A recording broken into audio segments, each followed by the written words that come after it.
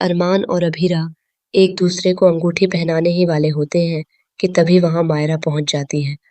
वह दोनों का हाथ हटाकर जोर-जोर से चिल्लाने लगती है, जैसे उसे किसी बहुत बड़े झटके ने गहरी चोट पहुंचाई हो। सुपरहिट सीरियल यह रिश्ता क्या कहलाता है का आने वाला एपिसोड काफी इंटरेस्टिंग होने वाला है। दमयंती जी की रिक्वेस्ट और उनकी जिद की वजह से और आर्यन को उसका प्यार दिलवाने के लिए अरमान और अभीरा को एक दूसरे को अंगूठी पहनानी पड़ती है। दोस्तों, असल में दमयंती जी की शर्त कुछ और थी, लेकिन मजबूरी में उन्होंने यह मान लिया कि अगर दोनों पति-पत्नी आपस में अंगूठी एक्सचेंज भी कर लेंगे, तब भी उनकी परंपरा को कोई दिक्कत नहीं होगी। इसी वजह से अरमान और अभीरा को अपने आर्यन सा और दिशा के लिए स्टेज पर आना पड़ता है। स्टेज पर आकर जैसे ही वे दोनों एक दूसरे को अंगूठी पहनाने वाले होते हैं, तभी सामने से मुक्ति और मायरा आते हुए दिखाई देते हैं।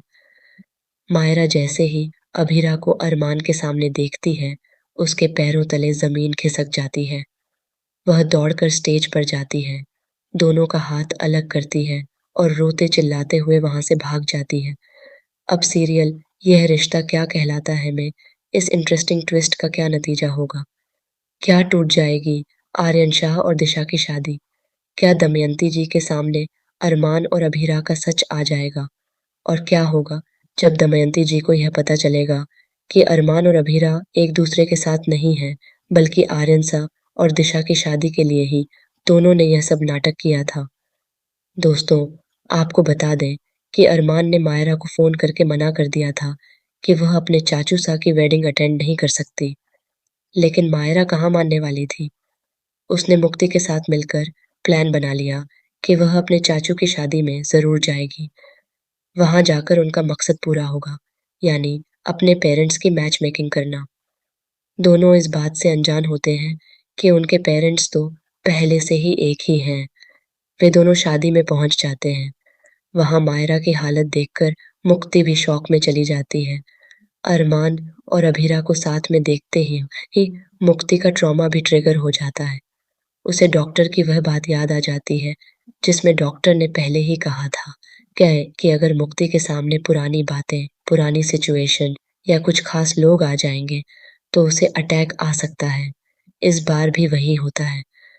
मायरा को वहां न देखकर अभीरा मुक्ति को लेकर हॉस्पिटल चली जाती है। दूसरी तरफ मायरा को संभालने के लिए अरमान को अकेले ही जाना पड़ता है। विद्या तो इसी मौके का इंतजार कर रही होती है, क्योंकि वह कभी नहीं चाहती कि अभीरा वापस पोद्दार हाउस में लौट कर आए। वह जानती है कि अगर अभीरा वापस आई तो उसका ही नुकसान होगा।